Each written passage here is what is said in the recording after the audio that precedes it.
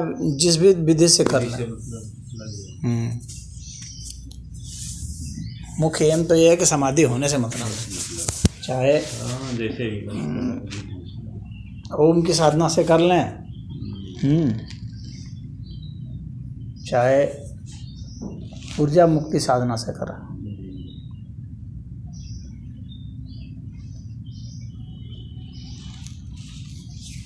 लेकिन इफेक्ट इसमें बहुत जल्दी आता है। शांति का सबसे जल्दी असर इसी में देखने को मिलता है, ऊर्जा मुक्ति में।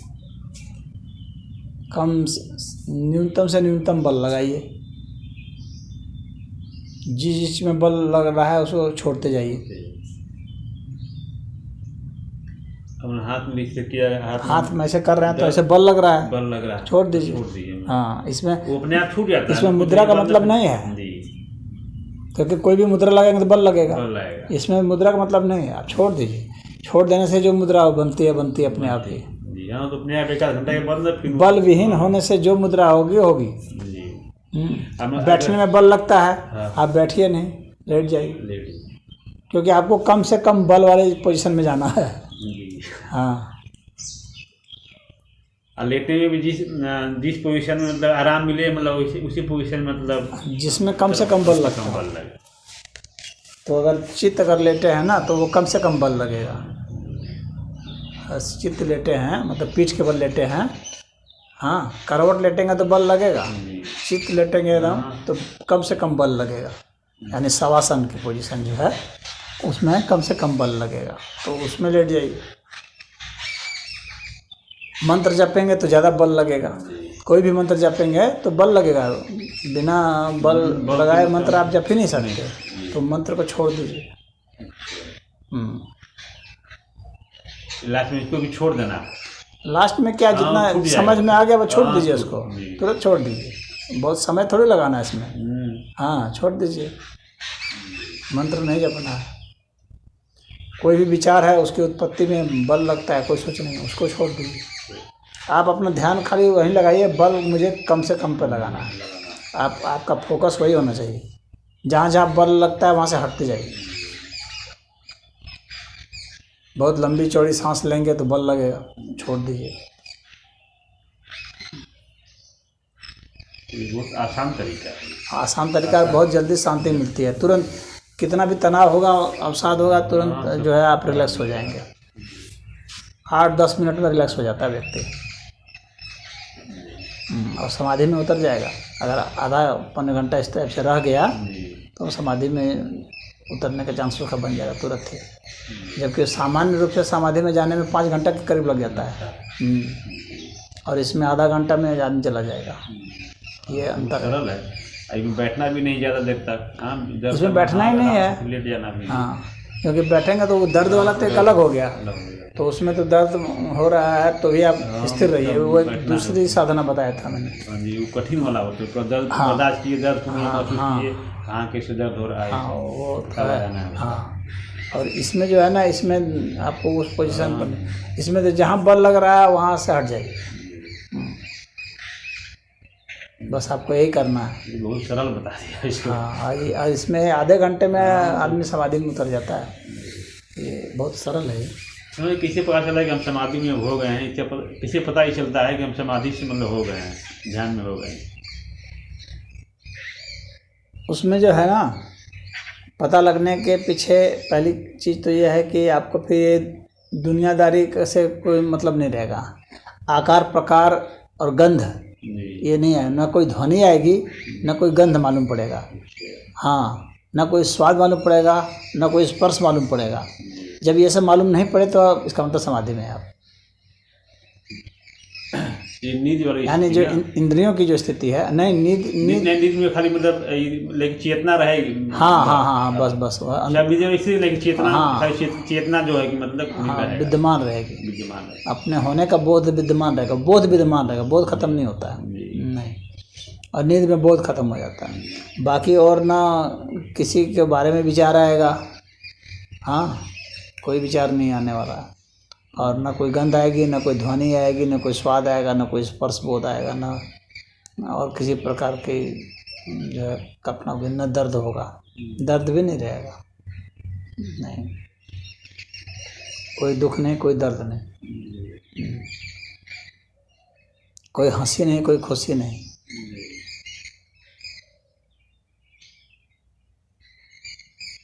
हर्ष नहीं, विषाद नहीं, क्रोध नहीं, अक्रोध नहीं, हिंसा अहिंसा कुछ नहीं। तो इसका भी मतलब रहता है मतलब समय कितना देर तक आदमी समाधि से मतलब रहता है, समाधि से कितना देर तक मतलब समाधि लग गया तो कब तक, कितना घंटा तक रहता है? जब तक आपकी वो कंडीशन रहेगी तब तक समाधि रहेगी। उस कंडीशन में बदलाव हो जाएगा तो समाधि टूट सकती है। समाधि में भी सभी समाधि, निर्भी समाधि दोनों होता है ना। तो निर्भी समाधि वो होती है जो कभी नहीं टूटती। आप जागे भी हैं तो भी आप समाधि में ही हैं, बोल रहे हैं तो भी समाधि में है, खा रहे हैं तो भी समाधि में, हानि हर स्थिति में समाधि में है। तो वो निर्भी समाधि होती है। यानी उसका जो धी होता है, धी अर्थात तो प्रज्ञा होती है उसकी। हाँ, वो सदैव जो है समभाव में होता है, इसलिए समाधि उसको कहा जाता है। समभाव में होने के कारण समाधि। हाँ, तो आपके जो धी है वो समभाव में है। तो जब हर समय समभाव में हो, सुख दुख लाभ हानि जय पराजय हर परिस्थिति में समभाव में, तो वो समाधि होगी। तो अगर सभी समाधि है तो उस वक्त तो जब तक वो कंडीशन है तब तक वो है, कंडीशन बदल गया तब फिर आप सामान्य स्थिति में लौट गए।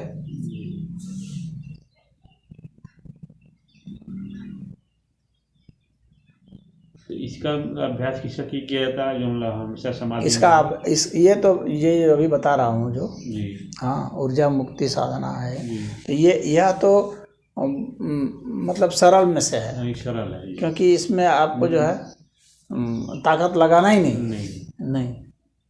तो ये इस तरह से अभ्यास है जिसका कि इसमें कि शक्ति न्यूनतम से न्यूनतम लगे। अधिकतर जितने भी अभ्यास होते हैं सब में शक्ति लगती है, और ये उलट है उसके, इसमें शक्ति कम से कम लगानी। इसकी यही साधना ही है, कम से कम शक्ति लगानी है। और वैसी स्थिति में आप समाधि में चले जाते हैं। और शक्ति चूँकि बहुत ज़्यादा व्यक्ति में रहती है और लगा कम रहा है तो शक्ति खत्म कम हो रही है, इसलिए वो ज़्यादा देर तक समाधि में रह सकता है। इस साधना से समाधि में आप ज़्यादा देर तक रह सकते हैं।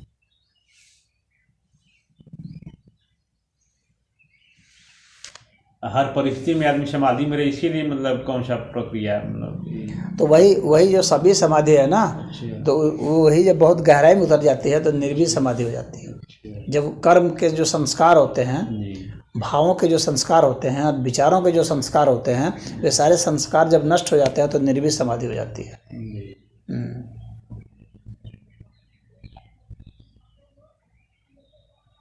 समझ रहे हो बात को? तो और वे कैसे नष्ट होते हैं? बस आपको समाधि में रहना है, वो अपने आप ही नष्ट होते रहते हैं।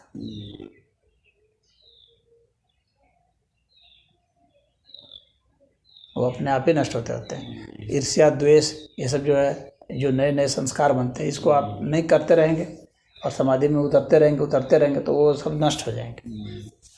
जैसे मान लीजिएगा वापस आ गए, आपको सभी समाधि लग रही है, वापस आ गए और वापस आ करके फिर जो है मान लीजिए क्रोध कर दिए या किसी को कड़ा शब्द बोल दिए या झूठ सच बोल दिए या अन्याय कर दिए, तो फिर एक कर्म संस्कार बन जाएगा, तो फिर आप निर्बीज में नहीं जा पाएंगे। इसीलिए जो साधु संत हैं जो सभी समाधि में जाते हैं, सभी समाधि में जाना थोड़ा आसान होता है, तो उसमें आप चले गए तो फिर जब वापस आप आते हैं तो आप अपना अच्छा बर्ताव बनाए रखिए ताकि नए कर्म संस्कार ना पैदा हो। किसी दूसरे के में हस्तक्षेप मत कीजिए, दूसरे की ज़िंदगी में घुसने की कोशिश मत कीजिए, दूसरे की ज़िंदगी में झांकने की कोशिश मत कीजिए। हाँ, तो वो सब नए कर्म संस्कार बनते हैं। तो अगर इस तरह से नहीं किए तो आप धीरे धीरे निर्बीज में, जब समाधि में जाएंगे तो निर्बीज में चले जाएंगे, क्योंकि कर्म संस्कार खत्म होते जा रहे हैं तो वो चले जाएंगे। एक वो है। फिर ऐसा है कि आप जो भी कुछ होता है सब प्रभु को सौंप दीजिए, वो भक्ति मार्ग है, सब प्रभु को सौंप दीजिए। तो फिर उसमें भी आप निर्बीज समाधि में चले जाएंगे। वो आसान है और उसमें आपको कुछ नहीं करना होता है, आप बस खाली आपको सौंप देना होता है, समर्पण चाहिए उसमें। ऐसा होता है। तो योगी के लिए जो है, योगी तो जो है अपने आचरण को, व्यवहार को हर समय मेंटेन करता है, तो किसी में हस्तक्षेप नहीं करता है। तो अपनी तपस्या को बनाए रखता है, तो वो सभी से धीरे धीरे निर्बीज में चला जाता है। फिर निर्बीज में चला गया, उसके बाद फिर कोई बात नहीं, फिर तो वो कुछ भी करेगा ना तो उससे उसकी समाधि भंग नहीं होने वाली, नहीं। ध्यान में भी ना पूरा बहुत परिवर्तन होता है जीवन में। इसी जब से मैं ध्यान शुरू किया हूँ तब से मतलब बहुत ज़्यादा परिवर्तन आ गया है हमारे अंदर। वो तो सोच विचार सोच समझ सब में परिवर्तन आता है, व्यवहार में परिवर्तन आ जाता है, बहुत ज़्यादा परिवर्तन आ गया। स्वास्थ्य में परिवर्तन आ जाता है, खान पान में परिवर्तन आ जाता है। पहले कुछ जो अच्छा लग रहा था हो सकता है वो अच्छा ना लगे खाने में, अब शरीर एकदम बहुत हल्का लगता है। हाँ, दिमाग एकदम फ्रेश, एकदम शांत और लगता है। भोजन भी घट जाता है, आदमी ज़्यादा नहीं भोजन करता है। आज ही हम करीब 10 बजे रात में सोए थे, 1 बजे उठ गए, नींद खुल गई अपने आप 1 बजे। अपनी तभी नहीं लग रहा है कि मतलब 3-4 घंटा मैं सोया हुआ हूँ, एकदम दिमाग भी एकदम फ्रेश है। नींद बहुत घट गई है तरह से, ध्यान होने की वजह से। ध्यान से नींद घट जाती है, नींद की जरूरत नहीं रह जाती है ना उतनी। नींद की पहले मैं 3 बजे भी 4 बजे उठता था ना, तभी भी जो है दिन भर पूरा सर भारी रहता था, सर पूरा दर्द करता था दिन भर। आज मतलब अभी 4 घंटा भी सोता हूँ रात में, तभी भी दिन एकदम फ्रेश रहता है दिमाग। कोई भी मतलब कोई थकान वकान या दर्द सिर में नहीं रहता है, ना कोई मतलब दिक्कत। ध्यान जितना ज़्यादा आदमी हाय तबाह करता है संसार में, अपना वो लूट पाट करके धन बटोरने के चक्कर में रहता है, तो वो ज़्यादा बेचैन रहेगा, तो उसको ज़्यादा नींद चाहिए होती है, क्योंकि तभी आराम करके वो उठ करके फिर उसी कर्म को कर पाएगा। और जिसको वो सब करना ही नहीं है तो उसका नींद तो अपने आप ही घट जाना है, समझ रहे हो, क्योंकि नींद की ज़रूरत ही इसीलिए होती है। शरीर जो थक गया है उसको पूरा करना है, नींद का उद्देश्य। तो जब उसको वो सब काम ही नहीं करना है तो थकेगा कैसे, और जब थकेगा नहीं तो नींद की ज़रूरत ही कहाँ होगी। थकावट का सारा खेल है। नहीं, हम देखते हैं महाराज जी, बहुत लोग ऐसे होते हैं, हमारे कई दोस्त भी हैं कि कुछ भी नहीं करते हैं और तभी भी बहुत सोते हैं। सर कोई भी कार्य शारीरिक या मानसिक कार्य नहीं करते हैं, तभी भी वो 7 घंटा 8 घंटा सोते हैं।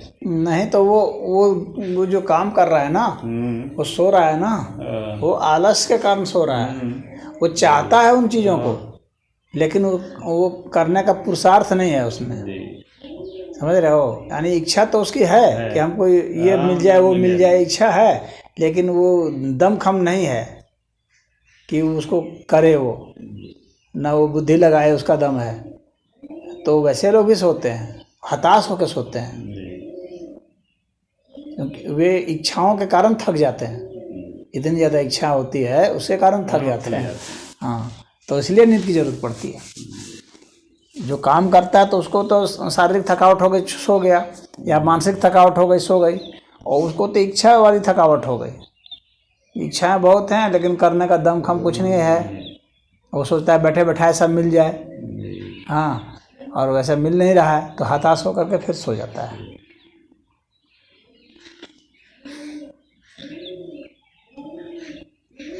लेकिन जो तपस्वी हैं, जो साधक हैं, तो उसकी तो इच्छा ही नहीं रह जाती है करने की, और कुछ पाने होने की उस तरह की इच्छा नहीं रहती, इसलिए